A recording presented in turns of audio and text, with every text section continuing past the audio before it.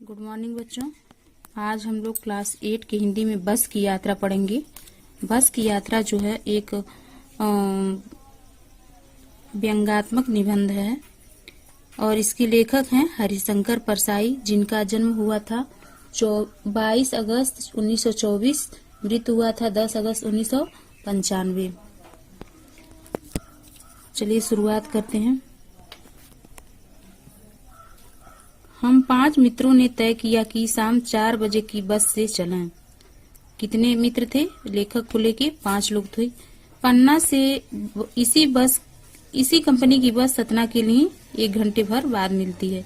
यानी कि पन्ना से जो है सतना के लिए बस 1 घंटे बाद मिलती है, जो जबलपुर की ट्रेन मिला देती है। यानी कि जबलपुर में ट्रेन जो चलती है वहां उनको ट्रेन पकड़ना था। सुबह घर पहुंच जाएंगे। लेखक कह रहे हैं सुबह घर पहुंच जाएंगे। हम में से 2 को सुबह काम पर हाजिर होना था, यानी कि 2 लोगों को ड्यूटी पर जाना था, इसलिए वापसी का यही रास्ता अपनाना जरूरी था। सुबह जल्दी पहुंचने के लिए बस की यात्रा ही करना जरूरी था, क्योंकि इसके अलावा कोई और विकल्प नहीं था लेखक और उनके मित्रों के पास। लोगों ने सलाह दी कि समझदार आदमी शाम वाली बस से सफर नहीं करते। समझदार लोगों ने इस बस से यात्रा करने से मना किया। क्या पता रास्ते में डाकू मिलते हैं? नहीं, बस डाकिन है। यानी कि बस जो है उसकी कंडीशन खराब है, वह एक डाकिन के समान है। डाकिन मतलब डाकू की स्त्रीलिंग है, डाकिन। बस को देखा तो श्रद्धा उमड़ पड़ी। लेखक कह रहे हैं बस को देखा तो मुझे उस पर श्रद्धा उमड़ पड़ी। क्यों? क्योंकि खूब वयोवृद्ध थी। वयोवृद्ध माने वृद्धा स्त्री, बहुत पुरानी स्त्री, सदियों के अनुभव के निशान लिए हुए थी। यानी कि लग रहा था वो बहुत पुरानी थी। लोग इसलिए इससे सफर करना नहीं करना चाहते। क्यों? क्योंकि ये पुरानी बस थी और ये कभी भी धोखा दे सकती थी, इसलिए इससे यात्रा करना नहीं चाहते थे लोग। वृद्धावस्था में इसे कष्ट होगा। क्यों नहीं चाहते थे लोग? लेखक के कहने का मतलब है कि वृद्धावस्था में इस बस पे सवारी करने से बस को कष्ट होगा। यह बस पूजा के योग्य थी। पूजा के योग्य यानी कि बहुत पुरानी थी। बस इसको रख के इतने साल पुरानी बस की पूजा ही की जा सकती थी। उस पर सवार कैसे हुआ जा सकता है? लेखक कह रहे हैं ये बस जो पूजा के लायक है उस पे कोई कैसे बैठ सकता है? बस कंपनी के एक हिस्सेदार भी उसी बस से जा रहे थे। हमने उनसे पूछा यह बस चलती भी है? वह बोले चलती क्यों नहीं है जी, बस अभी चलेगी। हमने कहा वही तो हम देखना चाहते हैं, अपने आप चलती है या हाँ जी, और कैसे चलेगी? गजब हो गया, ऐसी बस अपने आप चलती है। बस के स्थिति पर जो लेखक हैं हरिशंकर परसाई, वो उनके मन में तमाम तरह के सवाल आते हैं और वो बस के जो हिस्सेदार हैं उनसे पूछ रहे हैं। हम आगा पीछा करने लगे। लेखक सोचने लगे कि हम इस बस से चलें कि ना चलें, ये पता नहीं हमको अपने गंतव्य तक पहुंचाएगी या फिर रास्ते में बिगड़ जाएगी। डॉक्टर मित्र ने कहा डरो मत, चलो, यह बस अनुभवी है, नई नवेली बसों से ज्यादा विश्वसनीय है। हमें बेटों की तरह प्यार से गोद में लेकर चलेगी। जैसे माँ अपने बेटों को गोद में लेकर चलती है, वैसे बस हमें अपने गोद में लेकर चलेगी। उनके डॉक्टर मित्र ने कहा। हम बैठ गए। जो छोड़ने आए थे वे इस तरह देख रहे थे जैसे अंतिम विदा दे रहे हैं। उनकी आंखें कह रही थी आना जाना तो लगा ही रहता है, आया है सो जाएगा, राजा रंग फकीर। किनकी आंखें कह रही थी? जो छोड़ने आए थे। क्या कह रही थी? आना जाना तो लगा ही रहता है, चाहे वो राजा हो, गरीब हो या फिर साधु संत हो, सबको एक दिन जाना है। ये दो तरफा बातें हैं। एक यात्रा के संदर्भ में है, एक मृत्यु के संदर्भ में है। आदमी को कुछ करने के लिए एक निमित्त होना चाहिए, अर्थात आदमी को आने जाने का एक जरिया होना चाहिए, एक कारण होना चाहिए। निमित्त मतलब कारण होता है। इंजन सचमुच स्टार्ट हो गया। लेखक कह रहे हैं इंजन सचमुच स्टार्ट हो गया, ऐसा जैसे सारी बस ही इंजन है और हम इंजन के भीतर बैठे हैं। लेखक को लग रहा था जैसे सारी बस, इतना ज्यादा झंझनाहट था बस में कि जैसे सारी बस ही इंजन हो और हम इंजन के भीतर बैठे हो। बस के भीतर नहीं बैठे हैं, इंजन के। कांच बहुत कम बचे थे। कह रहे हैं बस में जो कांच होता है वो बहुत कम, कांच मतलब शीशा होता है, वो बहुत कम बचे थे। जो बचे थे उनसे हमें बचना था।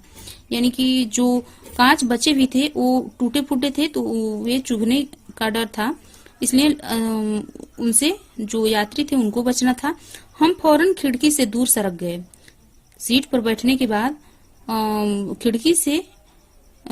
खिड़की के पास से थोड़ा सा दूर हो गए। इंजन चल रहा था। हमें लग रहा था कि हमारी सीट के नीचे इंजन है। लेखक को लग रहा था कि इतना ज्यादा झंझनाहट था बस के इंजन का कि लग रहा था उन्हीं के सीट के नीचे इंजन है। बस सचमुच चल पड़ी और हमें लगा कि यह गांधी जी के असहयोग और सविनय अवज्ञा आंदोलनों के वक्त अवश्य जवान रही होगी। लेखक बस के नया होने के समय को याद कर रहे हैं। कह रहे हैं गांधी जी के असहयोग आंदोलन जो है गांधी जी 1920 में शुरू किए थे और सविनय अवज्ञा महात्मा गांधी जी 1932 में शुरू किए थे।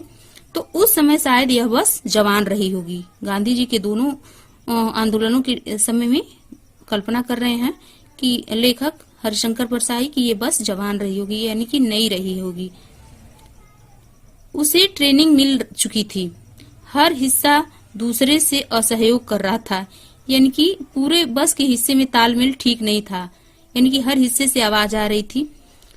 पूरी बस सविनय अवज्ञा आंदोलन के दौर से गुजर रही थी, यानी कि जो जिसका काम था वो अपना काम न करके उसकी अवहेलना कर रही थी, यानी कि शोर मचा रही थी। हर हिस्सा जो था बस का उससे आवाज निकल रही थी। सीट का बॉडी से असहयोग चल रहा था, यानी कि सीट जो था बॉडी से वो उसका कॉम्बिनेशन ठीक नहीं था।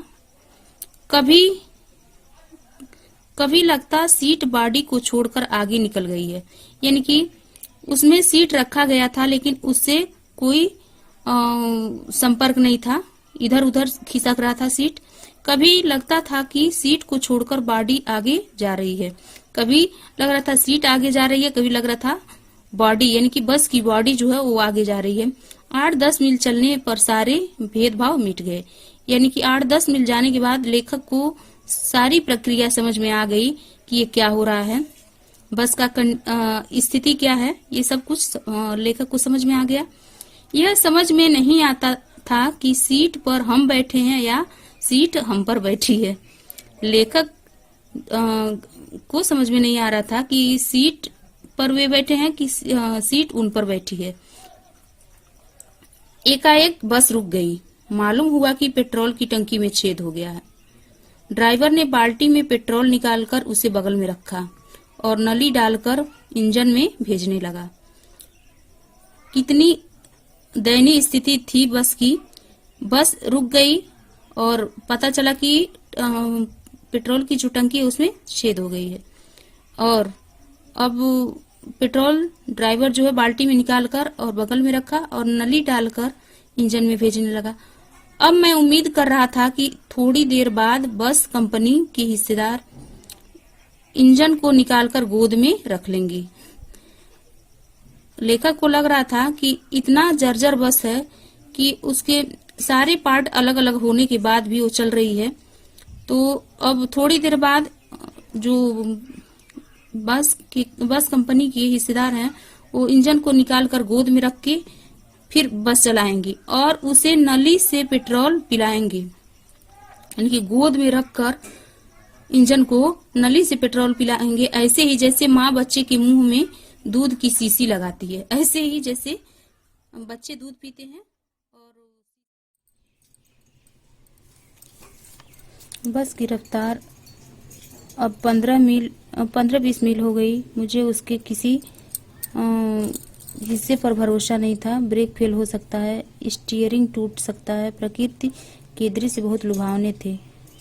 लेखक के मन में तमाम तरह के डर पैदा हो रहे हैं बस को लेकर, क्योंकि बस बहुत ही पुराना और जर्जर था। फिर बस से बाहर जब लेखक देख रहे हैं, दोनों तरफ हरे भरे पेड़ थे जिन पर पक्षी बैठे थे। मैं हर पेड़ को अपना दुश्मन समझ रहा था। लेखक कह रहे हैं हर पेड़ मुझे अपना दुश्मन लग रहा था। क्यों? क्योंकि वो उनको लग रहा था कि पेड़ बस जो है इसी पेड़ से लड़ जाएगा। तो हर पेड़ से उनको डर लग रहा था।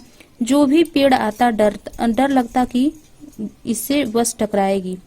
वह निकल जाता तो दूसरे पेड़ का इंतजार करता। झील दिखती तो सोचता कि इसमें बस गोता लगा जाएगी। यानी कि बस की अवस्था खराब होने के कारण लेखक के मन में तमाम तरह की बातें आती हैं जिनसे लेखक डर जाते हैं। एकाएक फिर बस रुकी। ड्राइवर ने तरह तरह की तरकीबें की, पर वह नहीं चली नहीं। सविनय अवज्ञा आंदोलन शुरू हो गया था।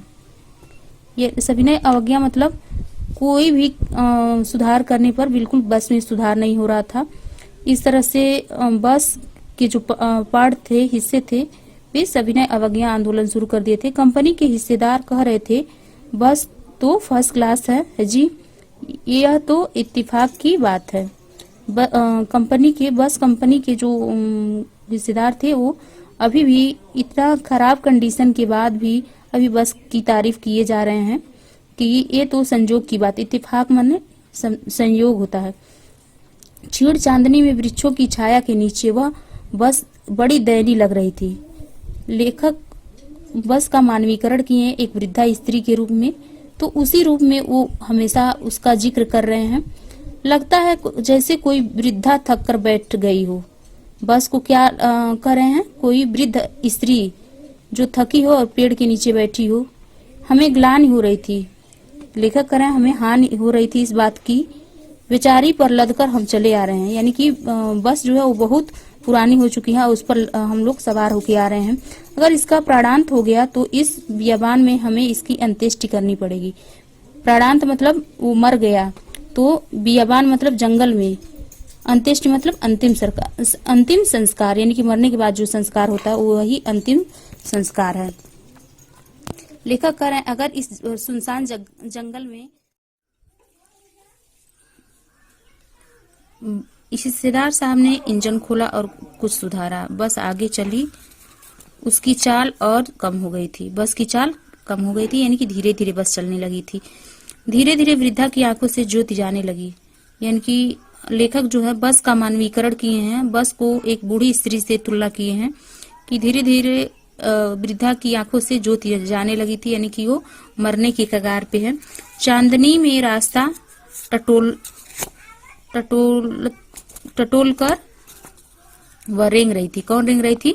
वह बस, यानी कि धीरे धीरे चल रही थी। बस के धीरे धीरे चलने को लेखक रेंगना कहे हैं। आगे या पीछे से कोई गाड़ी आती दिखती तो वह एक किनारे खड़ी हो जाती। कौन खड़ी हो जाती? जो जर्जर बस है वो, जिसपे लेखक बैठे हैं, और कहती निकल जाओ बेटी। कौन कहती? बूढ़ी स्त्री रूपी बस कहती निकल जाओ बेटी। किसको? दूसरी सवारी को। अपनी तो वह उम्र ही नहीं रही। कौन कहती? बूढ़ी बस रूपी स्त्री। अपनी तो यह उम्र नहीं रही कि हम आगे निकल सकें। एक पुलिया के ऊपर पहुंचे ही थे कि एक टायर फिस करके बैठ गया। अब बस एक पुलिया के ऊपर पहुंचे ही थे कि मतलब उसका एक टायर पंचर हो गया, जो बहुत जोर से हिलकर थम गई। माने जो बस था वो हिलकर रुक गई। अगर स्पीड में होती तो उछलकर गिर जाती। चूंकि बस धीरे धीरे चल रही थी, अगर स्पीड में रही होती तो क्या होता कि वो पूरा पलट जाती। मैंने उस कंपनी के हिस्सेदार की तरफ अगली बार श्रद्धा भाव से देखा। वह टायरों की हालत जानते हैं, फिर भी जान हथेली पर लेकर बस से सफर कर रहे हैं। कौन देखते हैं किसके तरफ? श्रद्धा भाव से। लेखक देखते हैं बस के हिस्सेदार की तरफ श्रद्धा भाव से, क्योंकि बस के हिस्सेदार जो है वो टायरों की हालत समझते हैं, फिर भी जोखिम उठाने के लिए और लोगों की जान को जोखिम में डालने के लिए उसी टायर से सवारी करवाते हैं। उत्सर्ग की ऐसी भावना दुर्लभ है। सोचा इस आदमी के साहस और बलिदान की भावना का सही उपयोग नहीं हो रहा है। इसे तो किसी क्रांतिकारी आंदोलन का नेता होना चाहिए। किसको कह रहे हैं? बस का जो हिस्सेदार है उनको कह रहे हैं। अगर बस नाले में पड़ती और हम सब मर जाते तो देवता बाहें पसारे उनका इंतजार करते। कहते वह महान आदमी आ रहा है जिसने एक टायर के लिए प्राण दे दिए, मर गया पर टायर नहीं बदला। ये व्यंग कर रहे हैं परसाई जी। पुराने टायर लगा के जो कंपनी के हिस्सेदार होते हैं वो चलाते हैं, लेकिन अपनी सुविधा के लिए और यात्रियों की सुविधा के लिए बस का नवीकरण नहीं। इसे किसी क्रांतिकारी आंदोलन का नेता होना चाहिए। अगर बस नाले में गिर पड़ती और हम सब मर जाते तो देवता बाहें पसारे उसका इंतजार करते। कहते वह महान आदमी आ रहा है जिसने एक टायर के लिए प्राण दे दिया, मर गया पर टायर नहीं बदला। कौन किसको कह रहे हैं? बस के हिस्सेदार को लेखक कह रहे हैं कि जब अगर इसी टायर की वजह से एक्सीडेंट हो जाता है और मर जाता है तो देवता लोग उसकी प्रशंसा करेंगे कि ये ऐसा महान आदमी है जो एक टायर के लिए अपना जीवन दे दिया लेकिन टायर नहीं बदला। दूसरा घिसा टायर लगाकर बस फिर चली। अब हमने वक्त पर पन्ना पहुंचने की उम्मीद छोड़ दी थी। पन्ना कभी भी पहुंचने की उम्मीद छोड़ दी थी। पन्ना क्या, कभी भी पहुंचने की उम्मीद छोड़ दी थी। लेखक कह रहे हैं कि हम लोग अब उस समय तो पहुंचने का उम्मीद छोड़ दिए थे, और उस समय क्या, किसी भी समय पहुंचने का उम्मीद छोड़ दिए थे। कहीं भी कभी भी पहुंचने का उम्मीद छोड़ दिए थे। क्यों? क्योंकि बस की स्थिति बहुत दयनीय थी और कहीं भी एक्सीडेंट हो सकता था, दुर्घटना हो सकती थी। इसलिए लगता था जिंदगी इसी बस में गुजारनी है। लेखक सोच रहे हैं कि ऐसा लगता है इतना ज्यादा समय इस यात्रा में बीत गया कि पूरा जिंदगी इसी यात्रा में ही बीत जाएगा और इससे सीधे उस लोग को प्रयाण कर जाना है। किस लोग को? मृत्यु को प्राप्त कर जाना है। यानी कि बस की जर्जर अवस्था को देखकर लेखक बहुत सारी बातों का कल्पना कर लेता है। इस पृथ्वी पर उसकी कोई मंजिल नहीं है। क्यों ऐसा कर रहा लेखक? क्योंकि बस जो है उसका कुछ ठिकाना नहीं है। हमारी बेताबी तनाव खत्म हो गए। हम बड़े इत्मीनान से घर की तरह बैठ गए। सब कुछ सोचने के बाद लेखक बहुत ही इत्मीनान से जैसे घर बैठता था वैसे बस में बैठ गया। चिंता खत्म होती रही और हंसी मजाक चालू हो गया। इनकी बस में जो एक्सीडेंट या दुर्घटना होने की चिंता हो रही थी लेखक को बार बार, वो खत्म हो गई और फिर से लोगों से हंसी मजाक शुरू कर दिया।